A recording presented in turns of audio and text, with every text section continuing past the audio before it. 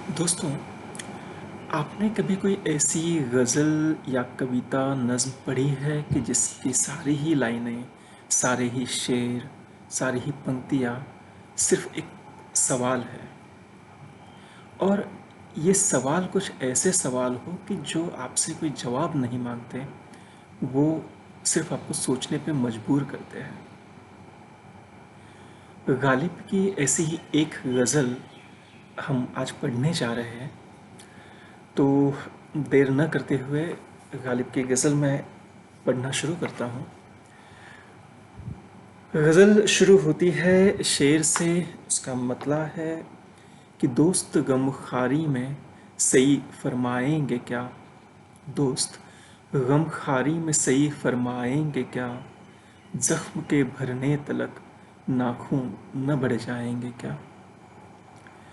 अभी आखिर में क्या आता है और वहाँ एक प्रश्न खड़ा होता है। ये एक प्रश्न ज़रूर है और ये प्रश्न ऐसा नहीं है कि वो दोस्तों पे कोई शक कर रहे हैं कि दोस्त गमखारी में सही फरमाएंगे क्या। सही फरमाना मतलब मदद करना या कोशिश करना हम लोग बोल सकते हैं कि मेरी अभी के जो हालात है इसमें दोस्त मेरी क्या मदद करेंगे, ऐसा ये सवाल नहीं है। या वो ये नहीं सोच रहे हैं कि दोस्त मेरी कोई मदद नहीं करने वाले। तो वो दोस्तों पर कोई क्वेश्चन नहीं है, वो क्वेश्चन है कि दोस्त मेरी क्या मदद कर सकते हैं। क्योंकि हालात कुछ ऐसे हैं कि मैं एक गम से निकलता हूँ तो दूसरा सामने आ जाता है। आपको सवाल समझने के लिए जो शेर की दूसरी लाइन है, जो काफिया है, वो आप पढ़ना होता होगा कि जख्म के भरने तलक नाखून न बढ़ जाएंगे क्या। कि अभी जो मेरे जख्म है, ये जख्म जब तक भरने लग जाएंगे, मतलब दोस्तों ने अगर मदद की भी कुछ या उन्होंने उसे दूर करने की कोशिश भी की, तो ये जख्म भरने भरने तक कोई दूसरे जख्म जो है वो तैयार हो जाएंगे। क्योंकि हालात जो है उनके नाखून ये तब तक बढ़ जाएंगे और तब तक मुझे कोई नया जख्म मिलेगा और कब तक कोई इसे दूर करने की कोशिश कर सकता है। तो ये एक सवाल है लेकिन इसका कोई जवाब नहीं है। दोस्त गमखारी में सही फरमाएंगे क्या। जख्म के भरने तलक नाखून न बढ़ जाएंगे क्या। बेनियाजी हद से गुजरी, बेनियाजी हद से गुजरी बंदा परवर कब तलक। हम कहेंगे हाल दिल और आप फरमाएंगे क्या। बेनियाजी हद से गुजरी बंदा परवर कब तलक। हम कहेंगे हाल दिल और आप फरमाएंगे क्या। मैं जो आपकी जो बेनियाजी है, जो नज़रअंदाज करना है, वो इस हद तक पहुंच गया है कि मैं अपना हाल दिल पेश कर रहा हूँ और वो हाल दिल सुनने के बाद आप उसे अनसुना कर रहे हो और आखिर में सिर्फ ये बोल रहे हो कि क्या क्या हुआ, फिर से बोलो। तो मेरे दिल के जो ज़ख्म है, मेरे दिल का जो गम है, वो आप तक पहुंच ही नहीं रहा है और आप उसको हर बार नज़रअंदाज कर रहे हो। तो उसे गालिब कहते हैं कि बेनियाजी हद से गुजरी। ये नज़रअंदाज करना जो है ये अब हद से गुजर गया है। मैं हाल दिल कब तक सुनाऊं, मैं अपना हाल दिल सुनाते जा रहा हूँ और आप उस पर कोई गौर ही नहीं कर रहे हो। हजरत नासेह कर आए, हजरत नासेह कर आए दीदा वो दिल फर्श राह। कोई मुझको ये तो समझा दो कि समझाएंगे क्या। हजरत नासेह, नासेह मतलब जो सलाह देने वाला होता है, सलाहकार जो होता है। हजरत नासेह पहले राजाओं के सलाहकार हुआ करते थे कि उनको कुछ हक भी दिए जाते थे, वज़ीर जैसे, कि वो आकर के किसी को नसीहत, राजा को नसीहत देते। तो अगर वो भी मेरे पास आए, अगर हजरत नासेह जो वज़ीर है वो अगर मेरे पास आता भी है, मुझे सलाह देने की कोशिश भी करता है, तो अब उसके लिए तो मेरा दिल जो है, दिल से दीदा हो दिल फर्श रहा, कि मैं दिल फर्श पे बिछा दूँ उसके लिए। लेकिन मुझे कोई ये तो समझाए कि मैं उसे क्या समझाऊं, कि जो भी गम है, जो भी परेशानी है, वो किस तरह की है। क्योंकि वो कोई एक नहीं है, वो हज़ारों परेशानियां हैं। वो कितनी सारी परेशानियां जो मेरे सामने हैं, मैं उसे कोई एक परेशानी दिखा के या बता के मेरे गम हल्के नहीं कर सकता। आज अगर हम लोग देखें तो आज के हालात कहीं ना कहीं वैसे है कि जॉब छूट गई है, खाने को कुछ नहीं है, बहुत सारी चीज़ें ऐसी हो गई है कि कोई अगर सलाह भी देने लगे तो आप उसे कहोगे नहीं, बस बहुत हो गया, मुझे कोई सलाह नहीं चाहिए, क्योंकि परेशानियां इतनी है कि तुम सलाह दे के कुछ होने वाला नहीं।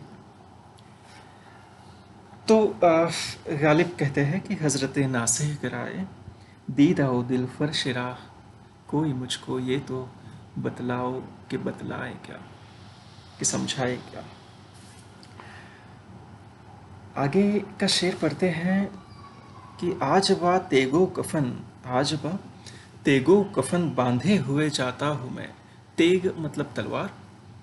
तेगो कफन बांधे हुए जाता हूँ मैं, उज्र मेरे कत्ल करने में वह बुलाएंगे क्या। अब बहुत हो गया है, अब बहुत तंग आ चुका हूँ हर चीज़ से। तो अब मुझे प्रश्न ये है कि मैं चाहता हूँ कि अब मैं न रहूँ, और हर बार मुझे कुछ ना कुछ एक ऐसा रीज़न, ऐसा कारण मिलता है, उज्र, कि एक ऐसा कारण मिलता है तुमसे कि नहीं, अभी नहीं, अभी नहीं जाना है।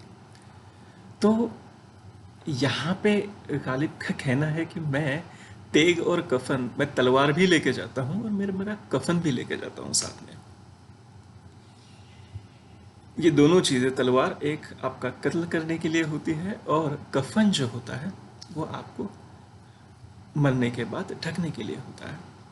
तो मैं ये दोनों लेके जाता हूँ ताकि सामने वाले को जो भी है, जैसे दिल दिया है या खुदा है, जो भी है, तो उसे अब कोई कारण न रहे मेरा कत्ल करने का, क्योंकि अब मुझसे ये सब नहीं सहा जाता, मुझे नहीं रहना है। तो आग आज बात एगो कफन बांधे हुए जाता हूँ मैं, उज्र मेरे कत्ल करने में वो अब लाएंगे क्या। अब वो क्या कारण देंगे अगर मैं मेरा सारा मौत का सामान ही अगर मेरे साथ लेके जाता हूँ, तो अब कोई वजह नहीं बचती।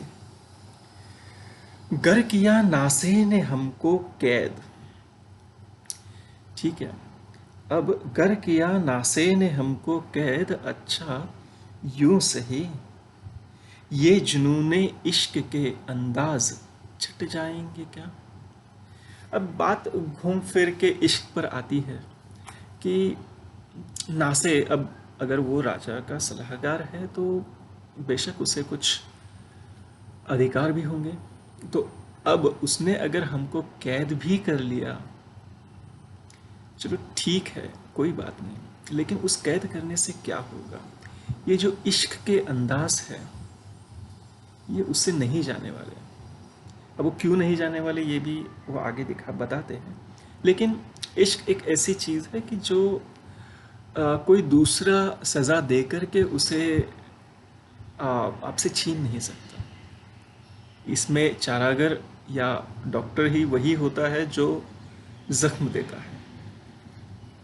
तो गालिब कहते हैं कि गर किया नासे ने हमको कैद, चलो ठीक है, अगर तुमने कैद भी कर लिया, अच्छा यूं ही सही, ये जुनून इश्क के अंदाज छुट जाएंगे क्या। ये नहीं छूटने वाले, क्योंकि ये हम इसमें पूरी तरह से डूब चुके हैं। खानज़ादे जुल्फ है, खानज़ादे जुल्फ है, जंजीर से भागेंगे क्यों।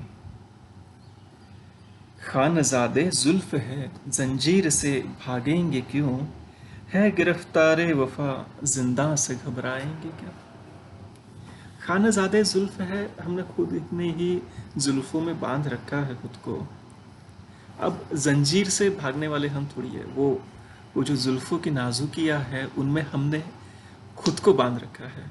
तो क्योंकि इश्क में हो, तो इससे जो इश्क में होते हैं वो ऐसी चीज़ों से घबराते नहीं हैं, वो आपकी जंजीरों से भागेंगे नहीं। है गिरफ्तारे वफा जिंदा से घबराएंगे क्या?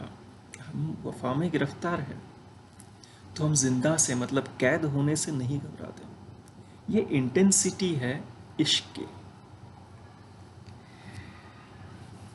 वक्ता पेश है कि जिसमें शायर का नाम होता है, बहुत कम गज़लें गालिब ने असद नाम से की है, ये उनमें से एक गज़ल है बिस मामूर में कहते गमे उल्फत असद। है इस मामूर में मतलब जगह, इस जगह में है अब इस मामूर में कहते गमे उल्फत असद। हमने ये माना कि दिल्ली में रहे खाएंगे क्या। अभी ये शेर बहुत डीप है देखा जाए तो, कि चलो सब मान लिया है कि अभी हालात ऐसे हैं कि जो सुधरने वाले भी नहीं है, और ना ही कोई राजा का कोई कुछ काम में आने वाला है, और ना ही उन सब चीज़ों से हम डरने वाले हैं। हम इतना डूब चुके हैं इश्क में और बाकी उलझनों में। अब इस मामूर में, इस जगह जिसका नाम दिल्ली है, अब इसमें हम रहेंगे कि इस दिल्ली में हम रहेंगे तो सही, लेकिन खाएंगे क्या। अब खाएंगे क्या, खाना ये एक मेटाफर है। खाना आप जनरली कब खाते हो, जब आपको भूख लगती है, और भूख ये अलग अलग तरह की होती है। एक अनाज की भूख होती है, जो आप अनाज खाते हो अपना पेट भरते हो। जो फिलोसोफर्स होते हैं उनको विचारों की भूख होती है, वो हमेशा सोचते हैं। जब तक वो सोचे नहीं और कुछ लिखे नहीं, तब तक उनकी भूख नहीं मिटती। जो कलाकार है, जो कला आर्ट का शौक़ रखते हैं, या कला जिनके नस नस में है, वो लोग कुछ लिखे बिना या उनकी जो भी कला है उसको जब तक नहीं आजमाते तब तक उनकी भूख नहीं मिटती। और कहीं तो अब मेरा ऐसा मोड़ है, ये वक्त कुछ ऐसा है कि पहले से गम ही साथ चले आ रहा है, कि अब ये जो गमे उल्फत जो है ये साथ चलते आ रहा है। और धीरे धीरे, हमने एक लास्ट जो गज़ल देखी थी उसमें गालिब ने कहा था कि अब मैं इससे निकल रहा हूँ। तो अब जब मैं इससे निकल रहा हूँ धीरे धीरे, तो अब मुझे किसी भी चीज़ में कोई रस नहीं रहा, कोई इंटरेस्ट नहीं रहा। तो अब हुआ ये है कि जो गम हम अब तक खाते थे, खाते थे इसका मतलब जिस पे जिंदा थे, कि अब वो गम भी धीरे धीरे जा रहा है कि हम उसके लिए भी न्यूट्रल होना शुरू हो गए। तो अब अगर ऐसी बात है तो दिल्ली में रहेंगे तो ज़रूर ठीक है, लेकिन खाएंगे क्या। गालिब इस शेर से बहुत कुछ ऐसा कह जाते हैं कि इंसान कई बार ऐसी उलझनों में अटकता है, और फिर बाद में एक फ़िलोसॉफ़ी उनकी बनती है कि गम के बाद आपका एक, जैसे हमने आखिरी गज़ल में देखा था कि एक पड़ाव हमेशा ऐसा आता ही है जब गम हद से गुज़र जाते हैं, तो आप गम से हटकर आप आगे निकल जाते हो, और आगे निकलने के बाद न आपको खुशी में खुशी होती है और न गम में गम होता है।